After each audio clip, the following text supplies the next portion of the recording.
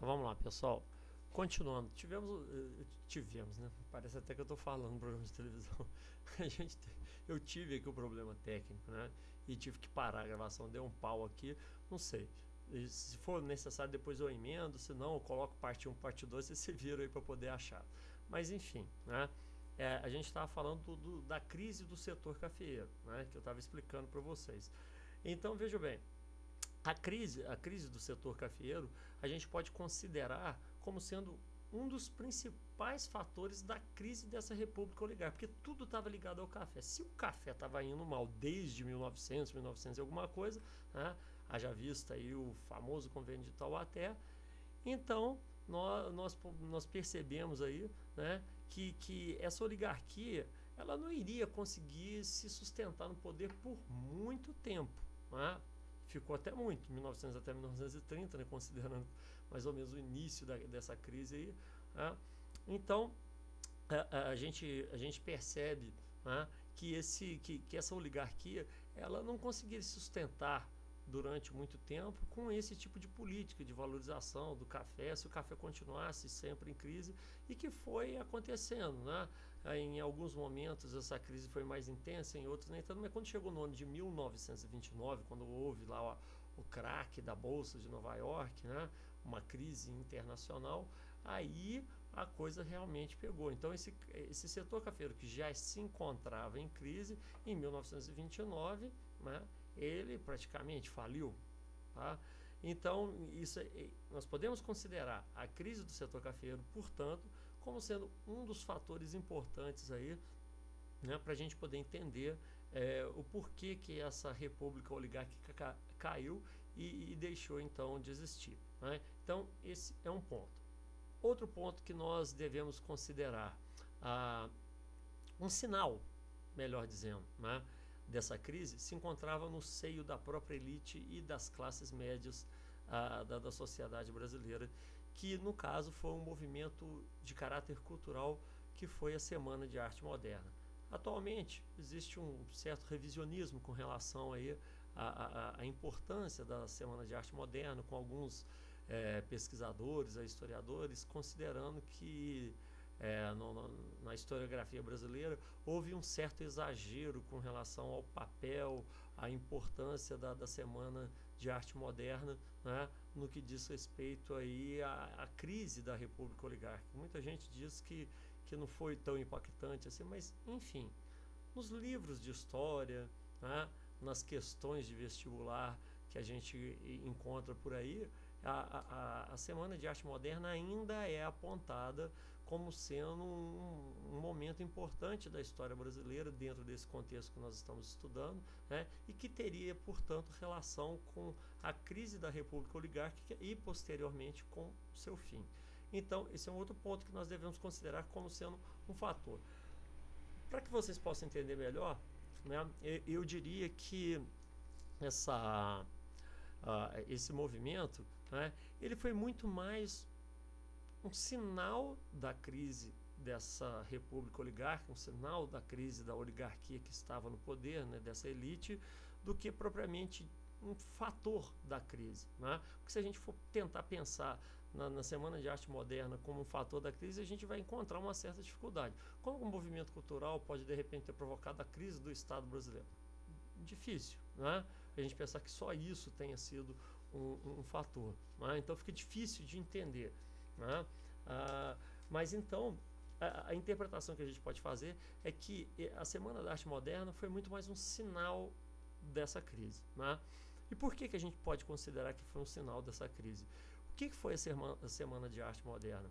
Foi um movimento de intelectuais, artistas brasileiros que procuravam apresentar uma alternativa à produção cultural do país. Né? E que alternativa seria essa? Romper com o padrão antigo.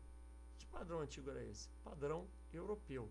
Né? A arte que se produzia no Brasil, a produção intelectual cultural, ela era muito vinculada, estava muito presa aos padrões estéticos, aos valores culturais da Europa.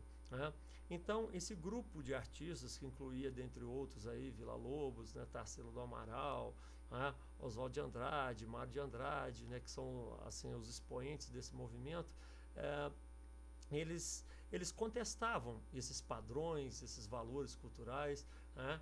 E diziam que era necessário que no Brasil procurasse se produzir uma cultura, que procurasse realizar uma produção intelectual que fosse vinculada à cultura brasileira, à realidade brasileira, né?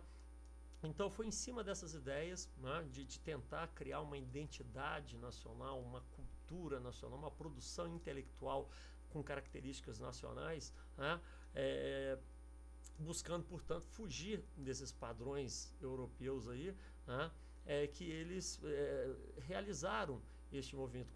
Foi com esse intuito, né, que eles realizaram, então, este movimento. E esse rompimento, que é um rompimento cultural, intelectual, ele faz a gente pensar que é também o quê? Um rompimento político, também político. Por quê? Porque no Brasil, qual era o setor da sociedade que consumia arte, que consumia produção intelectual? Era a elite. E essa elite, né, se achava europeia, gostava de se achar europeia, né? Então ainda muito crente ainda, né, naquela coisa do eurocentrismo. Então eles queriam se parecer com a Europa, queriam se parecer com os europeus, né? E chegou esse grupo de artistas e falou: pô, isso é uma caretice, isso aí não tem nada a ver, nós somos brasileiros mesmo, entendeu? Nós temos que retratar o nosso povo, são os negros, são os mulatos, são os mestiços, os nossos índios, né? Nós temos que pintar e falar da nossa paisagem, que é colorida, é tropical e tudo mais, né? Então, pensando dessa forma, eles estariam rompendo também com um pensamento da elite, com um pensamento de elite, né? E nesse sentido, ou seja, que a gente pode dizer que esse movimento ele não foi apenas uma ruptura cultural, intelectual, e foi também, né, uma ruptura com o pensamento político, né? Apesar que não tinha esse viés muito político, mas você acaba não tendo como desvincular também uma coisa da outra, né? Eles estavam contestando o pensamento da elite, daquela elite que estava no poder. Tá falando, esse jeito de vocês verem o mundo, verem o Brasil principalmente, tá errado, tá equivocado, né? Nós não concordamos com isso, nós achamos que não deve, não pode ser assim, né? E queremos mudar, tá? Então, ou seja, estavam querendo mudança. E essa mudança estava acontecendo aonde? No pensamento dessa classe média, no pensamento dessa elite, ou seja, no seio dessa mesma elite. Isso já mostrava o quê? Um racha, né? Já mostrava aí uma divergência de pensamento, uma divergência de visão, né? Então é nesse sentido que a gente coloca, que a gente contextualiza, né, a Semana de Arte Moderna de 1922. Né? Ela era um sinal dessa crise, ou seja, as coisas não estavam bem. Né? A elite já não estava se entendendo tão bem assim, já tinha gente dentro dela questionando os seus valores, os seus padrões culturais. Tá? Então é dessa forma que a gente deve entender a Semana de Arte Moderna como um, entre aspas, aí, fator da crise da República Oligárquica. Como já disse, portanto, então muito mais um sinal do que um fator propriamente dito. Espero que vocês tenham entendido mais esse ponto. Então já temos 2 pontos. Quais são eles? A crise do setor cafeeiro, que foi desgastando economicamente essa elite, né? E a Semana de Arte Moderna, que desgastou do ponto de vista aí cultural, né? de padrão, de valores, né? dessa elite. Bom, um outro ponto importante que a gente deve considerar. Cadê minha garrafinha? Minha garganta tá ficando seca. Pronto. Perdi minha garrafinha aqui mesmo na minha casa. É mole. Devo ter deixado lá embaixo. Deixa pra lá. Não vou parar esse vídeo de novo, não. Bom, gente. Outro ponto que nós devemos considerar. O movimento tenentista. O movimento tenentista foi um movimento, né, de rebelião, né? Foi um movimento contestatório que se inicia dentro do Exército, principalmente pela ala jovem da oficialidade do Exército Brasileiro, né? No caso aí a maioria dessas pessoas tenentes, tá joia? Antes de eu falar do movimento em si, é muito importante que a gente pense numa coisa, né? Na origem social desse movimento. Na aula em que a gente falava sobre os movimentos sociais urbanos da República Oligárquica, a gente comentou um pouco, né, desse movimento tenentista, mas nada impede que a gente faça uma breve revisão aqui. Então veja bem, qual era a origem social desses tenentes? Eles vinham das chamadas classes médias urbanas. Qual que é a importância de vocês saberem isso? É para vocês entenderem o pensamento deles. Então veja bem, essas pessoas que vinham das classes médias urbanas eram filhos de comerciantes, de profissionais liberais, né, de servidores públicos, né, alguns até filhos de alguns pequenos empresários aí. Então essa parcela da sociedade, ela era jovem, né, e estava cansada daquele tipo de política.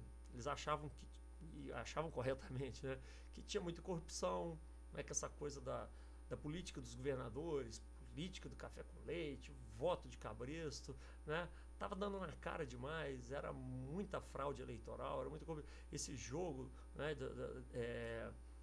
de troca de favores que existia aí durante esse período, era uma coisa que incomodava bastante, né?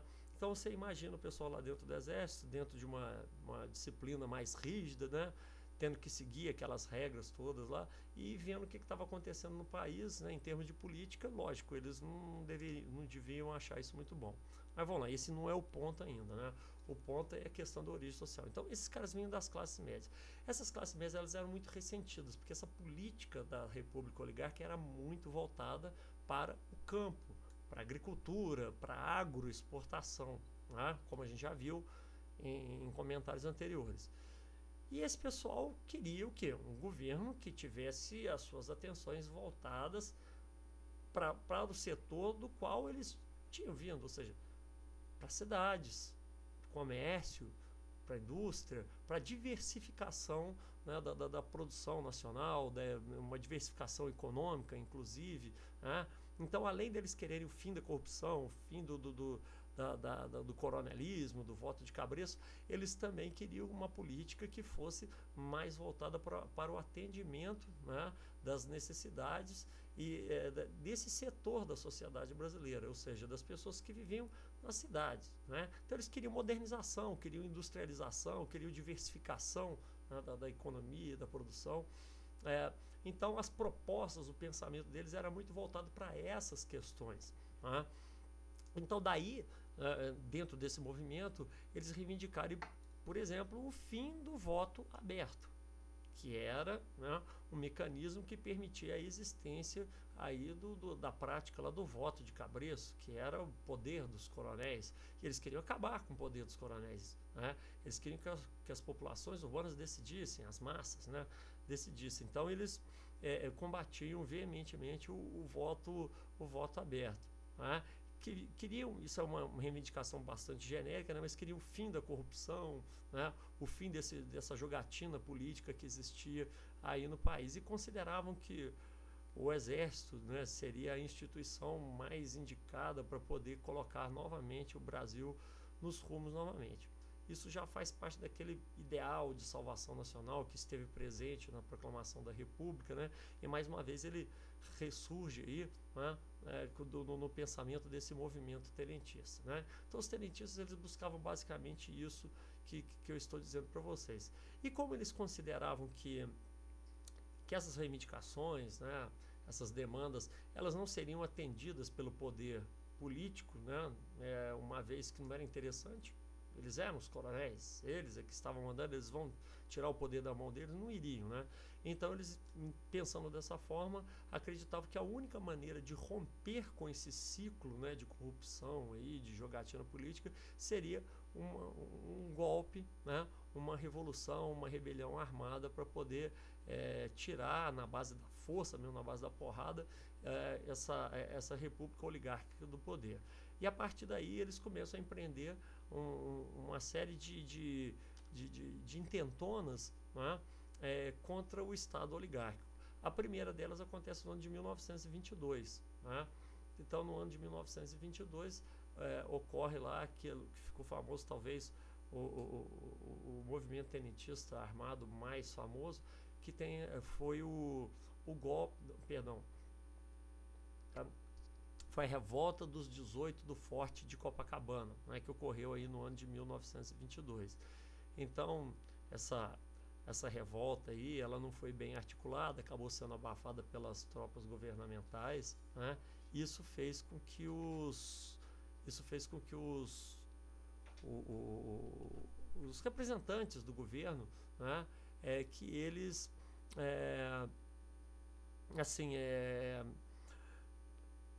perseguissem, né, as pessoas que participavam então desse movimento dentro do exército, e acabou ficando assim um clima bastante desgastado entre o exército brasileiro, né, e essa república oligárquica. Mais tarde, 2 anos depois, até em comemoração a esse evento que ocorreu lá no Rio de Janeiro, eles fizeram outro levante militar, dessa vez em São Paulo, né? E mais uma vez a organização não foi o suficiente para poder obter sucesso nas intenções deles, né? O movimento foi desbaratado e os revoltosos acabaram se deslocando para o Rio Grande do Sul, onde estava ocorrendo na mesma ocasião um outro levante militar, né, lá no Rio Grande do Sul, que também não teve sucesso. Então a junção dessas duas forças acabou dando origem, né, à chamada Coluna Prestes, né, liderada lá pelo Luiz Carlos Prestes, como ficou famosa, percorrendo o interior do Brasil com a intenção, com o objetivo aí então de levantar as massas camponesas para então tentar, através do campo, partindo para as cidades, conseguir derrubar essa república oligárquica. Também não conseguiram atingir seu objetivo, né? Percorreram aí cerca de 25 mil quilômetros em marcha e nunca foram derrotados, mas depois, no final das contas, percebendo que seus objetivos não seriam atingidos, né, eles acabaram tendo que se retirar do país, né, se exilaram, esperando quem sabe uma oportunidade futura melhor para poder realizar os objetivos dele. Coisa que a gente pode dizer que em parte acabou acontecendo em 1930, né? Então esses chamados movimentos tenentistas ou o movimento tenentista com essas rebeliões armadas aí, nós podemos considerar como sendo um fator que já começava a enfraquecer bastante essa república oligárquica, né? E outro fato também que nós podemos apontar, né, então um outro ponto que nós podemos apontar aí como sendo um dos fatores dessa crise, teria sido então, acho que a gente pode dizer que isso aí é resultado até da falta digamos assim, da falta de condições que essa oligarquia estava tendo para poder se manter no poder, né? Ela mesma, ou seja, essa elite, ela tentava se manter no poder através daquele jogo político já conhecido, da política dos governadores, né, da política do café com leite, mas o fato é que essa política também já não estava funcionando muito bem, né? Então, eles não estavam mais conseguindo fechar acordo na política do café com leite. Então, desde quando ela se iniciou, né, houve 3 momentos aí em que essa política não fechou. E o último momento, então, foi durante o governo do Washington Luiz, que foi o último governo, né? A crise de 1929 já tinha estourado, né? Eles estavam tentando buscar quais seriam as melhores, né, medidas, né, para poder tentar resolver os problemas do Brasil dentro do contexto dessa crise, mas eles não chegavam a um acordo. Foi proposto que o governo, mais uma vez, socorresse o setor cafeeiro, né? O Washington Luiz se negou. Ele falou: nós não temos condições de fazer isso agora, o governo está em dificuldades também, não temos como socorrer ninguém nesse momento. Bom, o resultado disso foi o quê?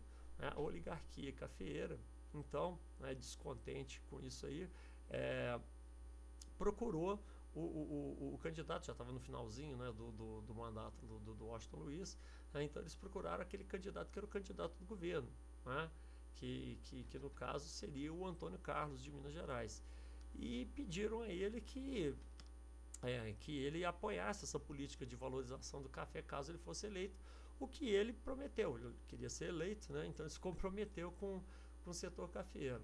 Bom, o resultado disso foi que o Washington Luiz, preocupado com essa atitude aí do Antônio Carlos, deixa de apoiar o Antônio Carlos, que era um candidato de Minas Gerais, e resolve apoiar então o Júlio Prestes, que era um outro paulista. Tá? Ou seja, a política do café com leite naquele momento estava rompida, e era um momento de crise, né, uma crise econômica internacional. Então, eis que a política do café com leite ela é rompida, e isso abre caminho para uma disputa política aí entre o candidato da oposição, né, no caso Júlio Prestes, contra o candidato da oposição. Né? No caso, seria então Getúlio Vargas, que formou uma coligação, né, a chamada Aliança Liberal, para poder concorrer às eleições, ou seja, houve real disputa. Mas aí o que ocorreu? O governo, com a máquina, né, do Estado nas suas mãos, conseguiu garantir a vitória para o Júlio Prestes. Aí o pessoal entrou em reboliço, né, os tenentistas já falavam em fazer a revolução naquele momento, tá? E é dentro desse contexto que surge uma frase famosa de Antônio Carlos, que ele dizia: eu prefiro 10 Júlio Prestes a uma revolução. Tá? Ele não queria saber de revolução, sabia que isso poderia trazer problemas, complicações, né, para essa elite que ainda queria se manter no poder. Nesse meio tempo, o que acontece? O cara que era candidato a vice-presidente na chapa do Getúlio Vargas, que era então João Pessoa, foi assassinado lá na Paraíba, né, por motivos aparentemente pessoais lá, né? Mas o pessoal considerou, fez a interpretação de que esse assassinato tinha sido um assassinato político, passou a acusar o governo do Washington Luiz e as oligarquias que estavam no poder. O resultado disso foi o quê? Que, aproveitando desse pretexto, né, o exército, os tenentistas principalmente, dão início a vários levantes no Brasil, e aí essa elite discordante que nós chamamos aí de oligarquias dissidentes, né, aqueles estados que não concordavam mais com a política que estava sendo desenvolvida pela oligarquia cafeeira, né, se juntam e prestam apoio político a esse levante militar e assumem então a liderança do movimento, né? E acaba que a liderança do movimento recai sobre a figura do Getúlio Vargas. Então vai ser o Getúlio Vargas que vai entrar nessa história aí como sendo o líder dessa revolução. Uma revolução que, na realidade, um golpe, né, que já estava em andamento e que recebeu apenas o apoio político, né, dessa elite, que era importante também na hora de montar um novo governo, né? E isso explica porque, né, depois o Getúlio Vargas acabou se tornando o primeiro presidente da República depois do fim da República Oligárquica no Brasil. Bom, gente, de uma forma geral, são esses os principais fatores que acabaram levando essa República Oligárquica a entrar em crise, né? Lógico, eu não entrei numa série de detalhes, eu não falei, por exemplo, do episódio das cartas falsas, depois vocês dêem uma procurada nisso aí, né? Também não falei para vocês do caso lá dos ministros civis, né? Que é uma coisa que está relacionada também ao movimento tenentista. Então é importante que depois vocês deem uma pesquisada nisso aí em casa, na hora que vocês estiverem estudando, né? Procurem isso aí no material de vocês. É só para efeito de complementação, mas de uma forma geral nós podemos dizer, né, que os fatores que levaram essa república oligárquica a entrar em crise e perder o poder, né, ser tirada do poder, foram a crise do setor cafeeiro, né, que a gente pode considerar como sendo o primeiro fator. Nós elencamos aí também, né, o movimento tenentista como sendo desses fatores. Falamos também, né, então agora o terceiro, da Semana de Arte Moderna como sendo um sinal dessa crise. Nós tivemos aí também a quebra da política do café com leite aí nas eleições de 1929, né, de 1929 a 1930, e comentamos também a respeito aí da crise internacional de 1929, né? Então, esses fatores atuando em conjunto foram responsáveis pela crise e pelo fim dessa república oligárquica, né? Mas é importante que a gente note o seguinte: fazendo uma análise geral, né, completa, mais abrangente dessa crise, nós podemos entender que esse modelo de Estado oligárquico, ele entrou em crise por si próprio. Foi um modelo que se desgastou por si só. Por quê? Porque a sociedade ela passava por mudanças, passava por transformações. Vamos lembrar do surto industrializante, né, da época da Primeira Guerra Mundial, que provocou alterações sociais como o crescimento do operariado, fortalecimento da burguesia industrial, né, acabou gerando novas demandas, né, acabou gerando novas reivindicações no seio da sociedade brasileira. Reivindicações essas que esse governo, esse modelo de governo, modelo de Estado oligárquico, não era capaz, não tinha condições de atender, né? Então era uma questão de tempo, né? Era aproveitar-se do momento de fraqueza desse Estado para poder tirar e construir um novo modelo de Estado, um novo modelo de política para o Brasil, porque aquele já não servia mais, né? Aquele servia apenas os cafeicultores. O café não estava legal, então, né, era uma questão de tempo. Então a interpretação genérica que nós podemos fazer é essa, que as alterações econômicas e principalmente sociais que ocorreram no Brasil entre 1900 e 1929, né, ou seja, até 1930, a gente pode considerar, essas mudanças, essas alterações econômicas e sociais que foram, na realidade, o motor principal dessa crise, né, que fez com que esse Estado ficasse completamente desvinculado aí do que é que a sociedade brasileira precisava, o que ela reivindicava, o que ela demandava, tá certo? Gente, bom, eu espero que esse vídeo tenha suprido pelo menos um pouquinho, que seria mais ou menos isso que eu teria falado em aula para vocês, né? No sentido de dar uma explicação, de apontar quais são aí os pontos, né, os quesitos mais importantes para o entendimento da crise dessa república oligárquica, certo? Então, agradeço aí a compreensão de vocês, né? Estudem, espero que vocês façam uma boa prova aí, né? E espero que essa videoaula aí tenha ajudado um pouquinho a vocês, apesar dos recursos serem toscos, né? Escassos, bastante ultrapassados já, mas eu acho que dá para quebrar o galho. Uma hora eu fico bom nesse negócio aqui, consigo fazer uns vídeos mais bem produzidos, aí vocês vão ter acesso aí. Falou? Galera, boa noite, um abraço.